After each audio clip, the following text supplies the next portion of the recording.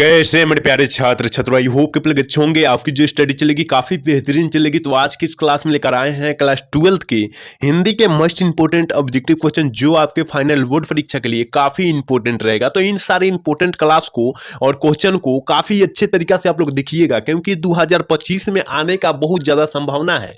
इसलिए आपको जो है इन सारे प्रश्नों को काफी बेहतरीन तरीका से देखना होगा, क्योंकि ये सारे प्रश्न पूछे परीक्षा में तो आपको छोड़ना नहीं है, इस तरह आपको देखना है। ठीक है ना। आपको पता भी है कि परीक्षा की टाइमिंग काफी नजदीकी आ चुकी है, जिसके कारण आपको मेहनत काफी बेहतरीन करनी होगी, तब बेहतरीन आपका नंबर आएगा। और देखिए, हिंदी में काफी बच्चे का क्या होता है, काफी बेहतरीन नंबर आता है, तो क्या करता है, काफी बेहतरीन वो मेहनत कर रहा रहता है हिंदी के क्लास में, तो हिंदी उसका जो होता है काफी बेहतरीन नंबर आ जाता है हिंदी का। तो आप लोगों को उतना बेहतरीन नंबर लाना है तो उतना ही मेहनत करना होगा, कम से कम 95% लाना है। तो आपको 95% खाली मेहनत तो करना पड़ेगा ना। तो आपको जो है उसी टाइप से मेहनत करना है कि 95% आ जाए। ठीक है ना। और हम अपने क्वेश्चन की तरफ बात करेंगे। इससे पहले आप लोग मेरे क्लास को लाइक नहीं किए और चैनल को सब्सक्राइब नहीं किया, तो सारे बच्चे एक बार कर ले। ठीक है ना। चलिए हम अपने क्वेश्चन की तरफ बात करने वाले हैं। कह रहा है ना, प्रेम के पीर के कवि कौन है। प्रेम के पीर के कवि कौन है, आपको पता होगा कि प्रेम के पीर के कवि जो है जायसी जी है। कहां पर दिया है, ऑप्शन सी में दिया है। और जायसी जी का पूरा नाम क्या होता है, मलिक मोहम्मद जायसी। आप लोग याद रखिएगा। देखिए, जो भी हम एक्स्ट्रा क्वेश्चन बतलाएंगे वो क्वेश्चन को आपको अच्छे से याद रखना है। ठीक है ना, क्योंकि वो भी बिहार बोर्ड से काफी इंपोर्टेंट होंगे वो प्रश्न। ठीक है, चलिए क्वेश्चन नंबर 2 क्या करे मेरे भाई, कह रहा है ना, जायसी जी ने अपने एक आंख की उपमा किससे की है। और काफी इंपॉर्टेंट प्रश्न है। तो एक आंख की क्या करे, उपमा कह रहा है, तो उपमा किससे की है। तो याद रखिएगा, हम काफी बार क्लास में चर्चा भी किए हैं, प्रश्न आता है तो काफी बार हम चर्चा भी किए हैं। तो क्या हमें दर्पण में किए हैं। ऑप्शन जो हो जाएगा डी हो जाएगा। याद रखना है, एक भी क्वेश्चन को आपको क्या करना है, नजरअंदाज नहीं करना है, और सारे प्रश्नों को किसी भी हाल में, किसी भी परिस्थिति में देखने का प्रयास करना है। ठीक है, चलिए क्वेश्चन नंबर 3 क्या कर रहा है, कह रहा है मीरा ने अपना प्रियतम किसे माना था। और आपको पता है, क्योंकि हमारे सारे क्लास में ये प्रश्न आता है, क्योंकि 2025 के परीक्षा के व्यू से काफी इंपॉर्टेंट है। तो मीरा ने अपना प्रियतम किसे माना था, तो आपको पता है कि मीरा ने अपना प्रियतम जो माना था ना, श्री कृष्ण को माना था। ऑप्शन बी हो जाएगा। याद रखिएगा, ये देखिए ये 60 प्रश्न है ना, और 60 प्रश्न काफी इंपॉर्टेंट प्रश्न होंगे। इसलिए हम बोल रहे हैं ना कि 60 प्रश्नों को अच्छे तरीका से आप लोग देखिए कि आप लोग इसे मुट्ठी में कर लीजिए प्रश्न को। ठीक है ना। तो आपको एक प्रश्न को मुट्ठी में करना अति आवश्यक है। चलिए क्वेश्चन नंबर 4 क्या करा, करे सूरदास की कौन सी रचना है। सूरदास की इनमें से कौन सी रचना है, और आपको पता होगा, क्योंकि हम लोग कम से कम सारे क्लास में क्वेश्चन को हम लोग चर्चा किए हैं कि सूरदास जी की जो रचना है ना, वो क्या है, सूर सागर है। क्योंकि हम सारे क्लास में ये क्वेश्चन आपको मिल जाता है और हम वहां चर्चा करते हैं और वहां बतलाने का हम प्रयास करते हैं। आप लोग थोड़ी सी बेहतर तरीका से देखते होंगे ना, तो सारे हमारे क्लास समझ में आता होगा। ठीक है ना। चलिए क्वेश्चन नंबर 5 की तरफ बढ़ते हैं। और 5 नंबर क्वेश्चन क्या कह रहा है, देखिए ये कह रहा है कि सूरदास की रचनाओं की भाषा क्या थी। मतलब सूरदास जी जो अपना रचना रचे थे, लेखे थे, जो उनके बुक अपना लिखे थे, वो कौन सी भाषा में लिखे थे, वही भाषा बोल रहा है। ठीक है ना। यहाँ क्वेश्चन वही कह रहा है कि कौन सा भाषा में परिचित किए थे। ठीक है ना। तो याद रखिएगा 5 का ऑप्शन बी हो जाएगा, क्योंकि ब्रज भाषा में किए थे। ऑप्शन जो हो जाएगा बी हो जाएगा। और सारे प्रश्न, ये प्रश्न जो होगा ना, बिहार बोर्ड से काफी इंपोर्टेंट होगा। तो इन इंपोर्टेंट सवाल को काफी अच्छे तरीके से आप लोग देखिएगा। एक बार सारे बच्चे क्लास को लाइक कर लेंगे और चैनल को सब्सक्राइब कर लेंगे सारे बच्चे। ठीक है, चलिए क्वेश्चन नंबर 6 क्या कह रहा है कि हिंदी साहित्य का सूर्य किसे कहा जाता है या किस कवि को कहा जाता है। यहाँ देता कि हिंदी साहित्य का सूर्य किस कवि को कहा जाता है या किसे कहा जाता है। तो हम काफी बार बतलाए हैं, यहाँ पर कवि नहीं दिया है, लेकिन कवि होना चाहिए, तभी आपको पूरा समझ में आता। तो याद रखिएगा, सूरदास को कहते हैं, याद रखना है। ऑप्शन जो हो जाएगा ए हो जाएगा, 6 का ऑप्शन ए हो जाएगा। याद रखिएगा, एक भी क्वेश्चन को छोड़ने का प्रयास मत कीजिएगा और सारे क्वेश्चन को पढ़ने का प्रयास कीजिएगा आप लोग। ठीक है, चलिए 7 नंबर क्वेश्चन क्या कह रहा है, कह रहा है कि कन्या का अर्थ क्या होता है। आपको पता है कि कन्या का अर्थ क्या होता है। तो आपको पता है मेरे भाई कि कन्या का अर्थ जो होता है गोद होता है। ऑप्शन जो हो जाएगा डी हो जाएगा। और ये आप लोग नाम सुने भी नहीं होंगे कि कन्या का अर्थ ये हो जाएगा। ठीक है, चलिए क्वेश्चन नंबर 8 क्या करें, गोस्वामी तुलसीदास हिंदी के कैसे कवि माने जाते हैं। ये काफी इंपॉर्टेंट है 2025 के परीक्षा के व्यू से, कि गोस्वामी तुलसीदास हिंदी के कैसे कवि माने जाते हैं। तो आपको पता होनी चाहिए वो कैसे कवि माने जाते हैं, जातीय महाकवि माने जाते हैं। ऑप्शन जो हो जाएंगे ए हो जाएंगे। ठीक है, चलिए क्वेश्चन नंबर 9 क्या करें, तुलसीदास के दीक्षा गुरु कौन थे। और काफी इंपॉर्टेंट है, और ये प्रश्न 2023 वाला में पूछा भी जा चुका है कि तुलसीदास के दीक्षा गुरु जो थे कौन थे।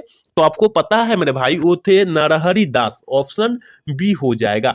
9 का ऑप्शन हम लोग बी टिक करेंगे। चलिए, क्वेश्चन नंबर 10 कह रहा है तुलसीदास का मूल नाम क्या था। तुलसीदास जी का मूल नाम क्या था, तो आपको पता होनी चाहिए कि तुलसीदास जी का मूल नाम जो था राम बोला था। राम बोला था, याद रखिएगा, ऑप्शन सी हो जाएगा। एक भी क्वेश्चन को नजरअंदाज करने का प्रयास आप लोग मत कीजिएगा और सारे क्वेश्चन को किसी भी हाल में किसी भी परिस्थिति में पढ़ने का रटने का प्रयास कीजिएगा आप लोग, क्योंकि आपके पास टाइमिंग कम है और कम समय में आप लोगों का सिलेबस का दबाव आएगा, क्वेश्चन का दबाव आएगा, जिसके कारण आप लोग क्वेश्चन को भूलने लगिएगा। तो आपको जो है वो सब नहीं लेना है, टेंशन नहीं लेना है क्या होगा क्या नहीं होगा। अगर हमारा तैयारी जबरदस्त हुआ होगा तो हमें टेंशन किस बात की, टेंशन किस बात की भाई, डर किस बात की। तो आपको डरना नहीं है, आपकी तैयारी बेहतर तरीका से हुआ है तो डरना नहीं है, ठीक है। चलिए, क्वेश्चन नंबर 11 क्या कर काशी में कितने वर्ष रहकर तुलसीदास विद्या अध्यापन किए, ठीक है ना। कहने का मतलब, क्वेश्चन का कहने का मतलब है कि काशी में रहकर कितने वर्ष तुलसीदास जी मतलब अपना विद्या यानी स्टडी स्ट्रगल कितने वर्ष तक रहकर किए थे। तो याद रखिएगा 11 का ऑप्शन बी हो जाएगा। 15 वर्षों तक रहकर क्या किए थे, स्ट्रगल किए थे, अपना विद्या अध्यापन किए थे। याद रखिएगा ऑप्शन बी हो जाएगा। इन सारे सवाल को अच्छे तरीके से आप लोग पढ़िए, ठीक है। चलिए, क्वेश्चन नंबर 12 कह रहा है कि नाभा दास किसके समकालीन थे। नाभा दास जी किसके समकालीन थे, तो याद रखिएगा तुलसीदास के समकालीन थे। ऑप्शन ए हो जाएगा। चलिए, क्वेश्चन नंबर 13 क्या करे, भक्तमाल किसकी रचना है। आपको पता होनी चाहिए कि भक्तमाल जो है वो रचना है नाभा दास जी की। ऑप्शन ए हो जाएगा मेरे भाई। इन सारे प्रश्नों को अच्छे तरीका से देखने का प्रयास कीजिए, क्योंकि हम बार बार बोल रहे हैं कि 2025 के परीक्षा के व्यू से काफी इंपोर्टेंट प्रश्न होगा। अगर हमारा टारगेट 4000 ऑब्जेक्टिव करा देना है और कम से कम 25 से प्लस भी हम लोग ऑब्जेक्टिव करा चुके हैं हिंदी का। अगर नहीं देखे होंगे तो वहां जाकर देख सकते हैं आप लोग हमारी क्लास में, ठीक है ना। 25 से भी अत्यधिक हम लोग करा चुके हैं हिंदी का ऑब्जेक्टिव। हमें 4000 करा देना है 2 माह में, याद रखिएगा, और सब्जेक्टिव क्लियर आपको कर देना है, ठीक है।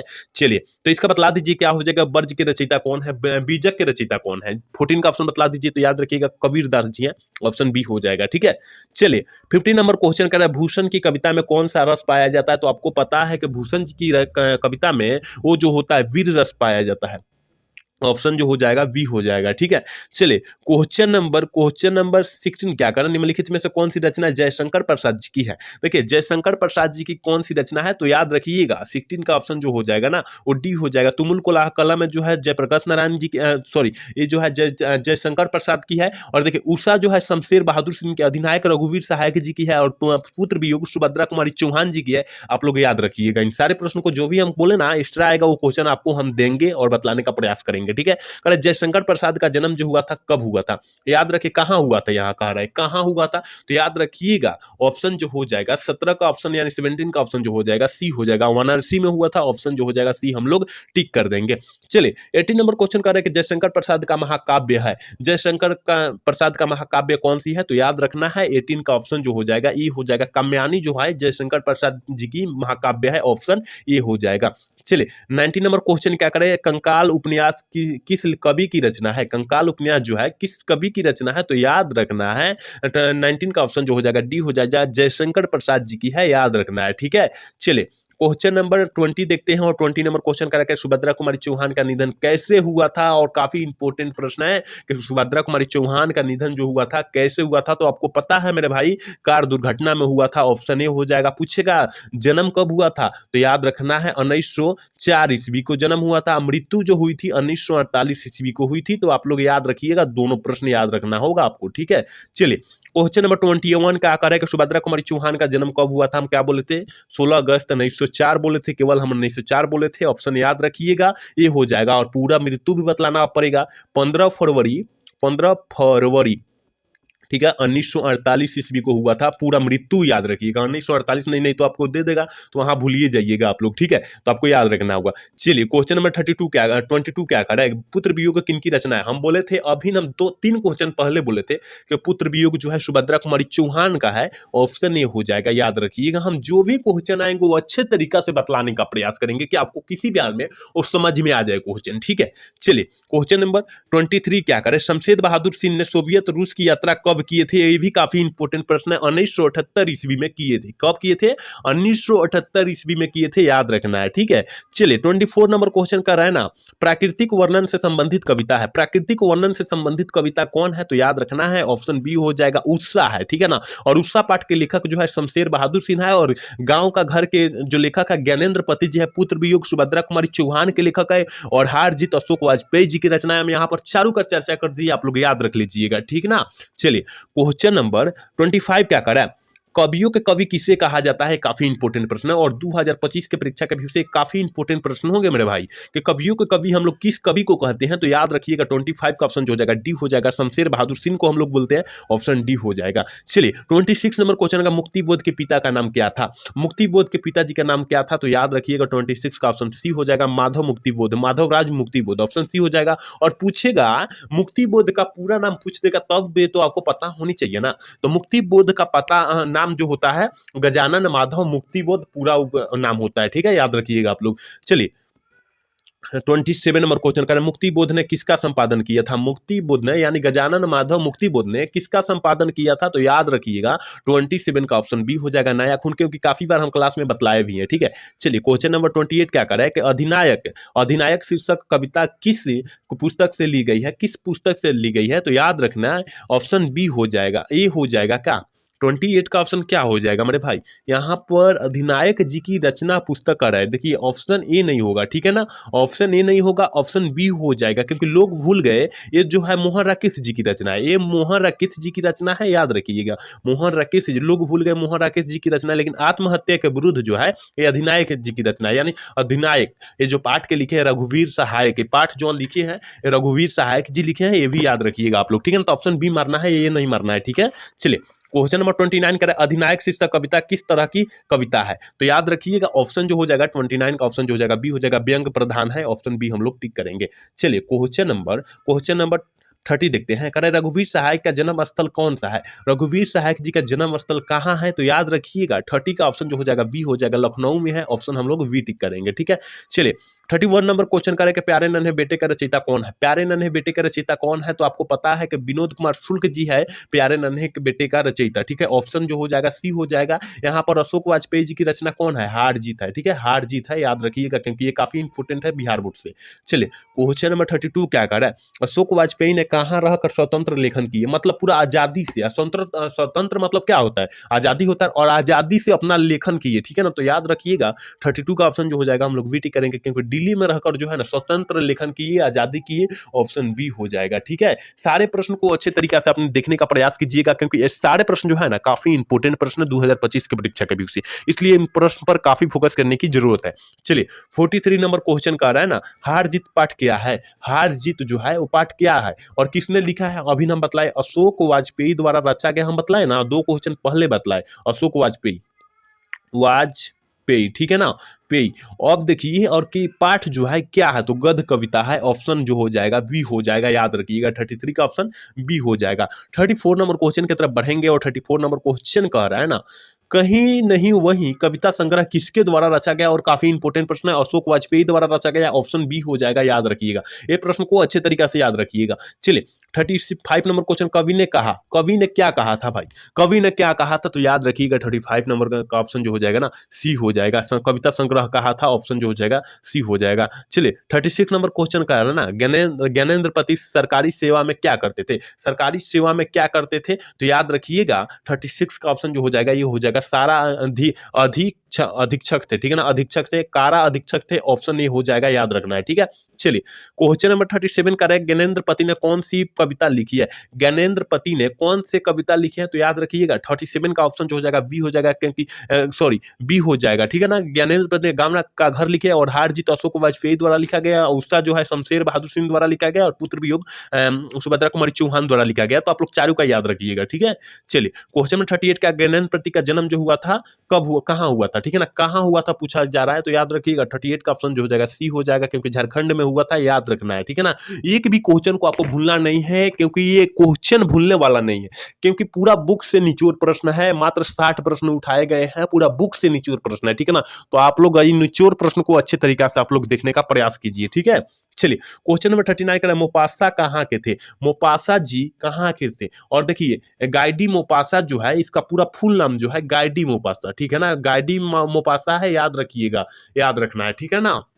तो ये कहाँ का रहने वाले थे? तो 39 का ऑप्शन बी हो जाएगा, क्योंकि फ्रांस के रहने वाले थे। ऑप्शन जो हो जाएगा बी हो जाएगा, ठीक है? चलिए 40 नंबर क्वेश्चन कह रहा है ना, कह रहा है कि 1870 से 90 के बीच मोपासा जी लगभग कितने कहानियां प्रकाशित किए थे? लगभग में कितने कर दिए थे? जल्दी से जो है 40 का यानी 40 का ऑप्शन बतला दीजिए। 300, लगभग में 300 किए थे, ठीक है? चलिए क्वेश्चन नंबर 41 क्या करें? अंतोन चेखव की कहानी है। अंतोन चेखव कौन सी कहानियां लिखे हैं? तो याद रखिएगा 41 का ऑप्शन जो हो जाएगा ये हो जाएगा क्लर्क की मौत अंतोन चेखव द्वारा लिखा गया। पेशगी हेनरी लोपेज द्वारा लिखा गया। रस्सी का टुकड़ा गाइडी मोपासा लेखक है। देखिए हम लेखक का नाम बतलाए कि क्लर्क की मौत अंतोन चेखव द्वारा, जो अभिन्न ऑप्शन जो हो जाएगा ये हो जाएगा इसका, ठीक है? और पेशगी हेनरी लोपेज द्वारा लिखा गया है। और क्या थी? गाइडी मोपासा, रस्सी का टुकड़ा गाइडी मोपासा द्वारा लिखा गया, यानी मोपासा जी द्वारा लिखा गया है, याद रखना है, ठीक है ना? तो यहाँ तीनों का याद रखना है, क्योंकि तीनों प्रश्न में से कोई भी प्रश्न पूछा भी जा सकता है, ठीक है ना? चलिए क्वेश्चन नंबर 42 क्या करके हेनरी लोपेज का जन्म किस देश में हुआ था? तो याद रखना है 42 का ऑप्शन जो हो जाएगा सी हो जाएगा, कांगो में हुआ था, ठीक है? ऑप्शन सी हो जाएगा। चलिए क्वेश्चन नंबर 53 क्या कह रहा है? 43 क्या कह रहा है कि हेनरी लोपेज का जन्म कब हुआ था? हेनरी लोपेज का जन्म कब हुआ था? तो याद रखिएगा 43 का ऑप्शन जो हो जाएगा डी हो जाएगा, क्योंकि 1937 ईस्वी में हुआ था, ठीक है? एक बार सारे बच्चे क्लास को लाइक करेंगे, एक बार सारे बच्चे क्लास को लाइक करेंगे, चैनल को सब्सक्राइब करेंगे और अपने दोस्त के पास शेयर करेंगे कि वो भी क्लास का भरपूर लाभ उठा ले, ठीक है? चलिए 44 नंबर क्वेश्चन क्या करें? म का उच्चारण स्थान क्या है? म का उच्चारण स्थान देखिए प, फ, ब, भ, म। ये देखिए हम थोड़ी सी यहाँ बतलाने का कुछ प्रयास करेंगे। इसमें से कोई भी आए ना, इसमें से कोई भी आए तो आंख मूंद कर आपको जो है ओठ मार देना है, ओठ मार देना है। ऑप्शन बी हो जाएगा, याद रखिएगा, ठीक है ना? पफा में के कुछ भी आवे, इसमें ऑप्शन जो हो जाएगा बी हो जाएगा। चलिए 45 नंबर क्वेश्चन का हिंदी में अनुशासिक वर्णों की संख्या कितनी होती है? वर्णों की संख्या कितनी होती है? तो याद रखिएगा 45 का ऑप्शन डी हो जाएगा, 5 होती है। ऑप्शन डी हम लोग टिक करेंगे। चलिए क्वेश्चन नंबर 46 करके ज का उच्चारण स्थान क्या है? अगर ज हम लोग बोल रहे हैं तो कहां से आवाज आ रही है? तो याद रखिएगा तालू से आवाज आ रही है, ठीक है ना? तालू में हमारे जेब जो है तालू में टच कर रहा है, इसका मतलब जो है तालू हो जाएगा, ठीक है? चलिए क्वेश्चन नंबर 47 कर रहा है, बनावट के अनुसार शब्द कितने भेद होते हैं? बनावट के अनुसार जो है शब्द के कितने भेद होते हैं? तो याद रखिएगा 47 का ऑप्शन सी हो जाएगा, क्योंकि 3 भेद होते हैं मेरे भाई। याद रखना है, एक भी क्वेश्चन को छोड़ना नहीं है और सारे प्रश्नों को किसी भी हाल में किसी भी परिस्थिति में पढ़ने का प्रयास करना है या देखने का प्रयास करना है। चलिए क्वेश्चन नंबर 58 क्या करें? रात्रि का शब्द है, रात्रि यानी रात जो है कौन सा शब्द है? याद रखिएगा रात कौन सा शब्द है? देशज है, विदेशज है, तत्सम है, तद्भव है। जल्दी से बतला दीजिए क्या हो जाएगा? तो याद रखिएगा तत्सम है, रात्रि जो है तत्सम है। ऑप्शन जो हो जाएगा सी हो जाएगा। चलिए 49 नंबर क्वेश्चन कर रहे हैं कि पगड़ी शब्द क्या है? पगड़ी शब्द जो बोला जाता है कौन सा शब्द बोला जाता है? देशज, विदेशज, तत्सम, तद्भव। जल्दी से बतला दीजिए 49 का ऑप्शन क्या हो जाएगा? देशज बोला जाता है, हमारे देश की भाषा है, हमारे देश की भारत की भाषा जो है पगड़ी है, भारत की भाषा जो है पगड़ी है, याद रखिएगा। चलिए क्वेश्चन नंबर 50 क्या कह रहा है? जिन शब्दों में खंड समर्थक न हो उसे हम लोग क्या कहते हैं? जिन खंडों में समर्थ न हो उससे हम लोग क्या कहेंगे? रूढ़ कहेंगे, रूढ़ कहेंगे। ऑप्शन बी हम लोग टिक करेंगे 50 का, याद रखिएगा। 51 नंबर क्वेश्चन क्या करें? अग्नि का तद्भव रूप क्या होता है? अग्नि का तद्भव रूप क्या होता है? आपको पता है मेरे भाई कि अग्नि का तद्भव रूप जो होता है आग होता है। तो आग कहां पर दिया है? ऑप्शन डी में ना दिया है, ऑप्शन डी वाला हम लोग टिक कर देंगे। चलिए 52 नंबर क्वेश्चन का भिक्षा शब्द क्या है? भिक्षा शब्द क्या है? तत्सम है, तद्भव है, देशज है, विदेशज है। जल्दी से जो है 52 का ऑप्शन बतला दीजिए क्या हो जाएगा? तत्सम है मेरे भाई, ऑप्शन ए हो जाएगा, क्योंकि भिक्षा शब्द जो है तत्सम है। ऑप्शन ए हम लोग टिक करने का प्रयास करेंगे। चलिए क्वेश्चन नंबर 53 कह रहा है नाप देखिए कह रहा है कि नाप तौल का बोध करने वाले शब्द को हम लोग क्या कहते हैं? देखिए नाप तौल का तो हम लोग जानते हैं कि उसे द्रव्य, मतलब जिसे तौला मापा या तौला जाए उसे हम लोग क्या करेंगे? द्रव्यवाचक संज्ञा कहेंगे। ऑप्शन डी हो जाएगा। चलिए 54 नंबर क्वेश्चन का अर्थ के विचार से संज्ञा के कितने प्रकार होते हैं? अर्थ के विचार से संज्ञा के प्रकार पूछा जा रहा है, तो याद रखना है 54 का ऑप्शन जो हो जाएगा बी हो जाएगा, 5 होता है, याद रखना है, ठीक है? चलिए 55 नंबर क्वेश्चन का तोता शब्द कौन सा संज्ञा संज्ञा है। आपको पता है कि तोता जो है कौन सा संज्ञा है, तो तोता जो हो गया नाम भी हो गया और जाति भी एक प्रकार का हो गया, तो इसका मतलब जातिवाचक संज्ञा है। ऑप्शन जो हो जाएगा 55 का ऑप्शन हम लोग ये टिक कर देंगे। एक बार सारे बच्चे क्लास को लाइक करेंगे, चैनल को सब्सक्राइब करेंगे, अपने दोस्त के पास शेयर भी करेंगे, वो भी क्लास का भरपूर लाभ उठा ले, ठीक है ना। चलिए 56 नंबर क्वेश्चन कह रहा है ना, मुसीबत में कौन सा लिंग है। मुसीबत मतलब किसी पर मुसीबत आती है तो कौन सा लिंग होता है। तो देखिए किसी पर मुसीबत आती है तो कह कर नहीं आती है, ठीक है ना। जब आपके ऊपर आई है तो कह कर आई है कि हम अगले साल आएंगे। जैसे बोर्ड का मुसीबत है ना आपके ऊपर, तो आपको पता था कि मुसीबत एक साल बाद आएगा और फाइनली आ गया है, ठीक है ना। तो मुसीबत जो है स्त्रीलिंग है, याद रखिएगा। ऑप्शन हम लोग ये टिक कर देंगे, ठीक है। चलिए क्वेश्चन नंबर 57 कह रहा है काजल कौन सा लिंग है। देखिए काजल जो है, काजल लड़की का नाम नहीं है, आंख में जो काजल लगाया जाता है ना, वो काजल की बात किया जा रहा है यहाँ पर, ठीक है ना। तो याद रखिएगा 57 का ऑप्शन जो हो जाएगा बी हो जाएगा, पुल्लिंग हो जाएगा। अगर लड़की वाला होता तो स्त्रीलिंग मारते, ठीक है ना। तो यहाँ पर काजल दिया है तो यहाँ काफी बच्चे स्त्रीलिंग मारेंगे क्योंकि काजल लड़की के नाम मारेंगे, लेकिन यहाँ काजल जो दिया है ना, ये जो आंख वाला काजल दिया है, याद रखिएगा। चलिए क्वेश्चन नंबर 58 क्या करे, चाय जो है कौन सा लिंग का उदाहरण है। कौन सा लिंग का उदाहरण है चाय जो है, कौन सा लिंग का उदाहरण है। तो आपको पता है कि चाय जो है स्त्रीलिंग का उदाहरण है। क्या स्त्रीलिंग का उदाहरण है। ऑप्शन जो हो जाएगा ए हो जाएगा, याद रखना होगा, ठीक है। चलिए 59 नंबर क्वेश्चन करें, हिंदी भाषा में वचन कितने प्रकार को होते हैं। ऑप्शन ए करे 3, ऑप्शन बी करे 2, ऑप्शन सी करे 4, ऑप्शन डी करे 5। क्या हो जाएगा 59 का ऑप्शन। तो याद रखना है मेरे भाई, ऑप्शन जो हो जाएगा, क्योंकि 2 हो जाएगा कि हिंदी भाषा में ना कह रहा है, ऑप्शन 2 हो जाएगा, यानी बी हो जाएगा। क्या हो जाएगा, बी हो जाएगा, याद रखिएगा आप लोग। और आज के क्लास के लास्ट क्वेश्चन 60 नंबर है, बालकृष्ण भट्ट की रचना बातचीत क्या है। और हम बात बार बार बतलाए हैं क्योंकि ये 2025 के परीक्षा का भी विषय काफी इंपोर्टेंट है। हम काफी बार बतलाए हैं कि बातचीत जो है एक प्रकार का ललित निबंध है। तो कहाँ दिया है, ऑप्शन डी में दिया है। यहाँ पर पूछेगा कि बालकृष्ण भट्ट के पिता का नाम क्या था, तो ये भी याद रखिएगा, बेनी प्रसाद भट्ट मारिएगा, यहाँ भट्ट मारिएगा, ठीक है। और यहाँ माता जी का जब नाम पूछेगा तो पार्वती देवी मारना होगा आपको, ठीक है ना, पार्वती देवी मारना होगा। और यहाँ पिताजी, बालकृष्ण भट्ट के पिताजी पेशे से क्या थे, व्यापार थे, यानी व्यापारी थे, व्यापार थे या व्यापारी थे, याद रखिएगा। यहाँ 3 क्वेश्चन बतलाए हैं और काफी इंपोर्टेंट क्वेश्चन बतलाए हैं, याद रखिएगा इन तीनों क्वेश्चन को, ठीक है ना। तो यहाँ आज हम 60 क्वेश्चन आज की इस क्लास में बतलाए हैं। उम्मीद करते हैं आप पूरा क्लास देखे होंगे तो काफी अच्छे तरीका से समझ में आया होगा। तो याद रखना है, सारे क्वेश्चन को काफी अच्छे से याद रखना है, क्योंकि 2025 के परीक्षा के व्यू से काफी इंपोर्टेंट सारे क्वेश्चन हम बतलाए हैं। पूरा बुक से नीचे प्रश्न बतलाए हैं, इसलिए इन प्रश्न को काफी अच्छे तरीका से देखने का प्रयास कीजिएगा। और आज के क्लास कैसा लगा आप लोग कमेंट करके जरूर बताइएगा। अगर अच्छा लगा होगा तो चैनल को सब्सक्राइब और लाइक करना न भूलिएगा। जय हिंद, जय भारत।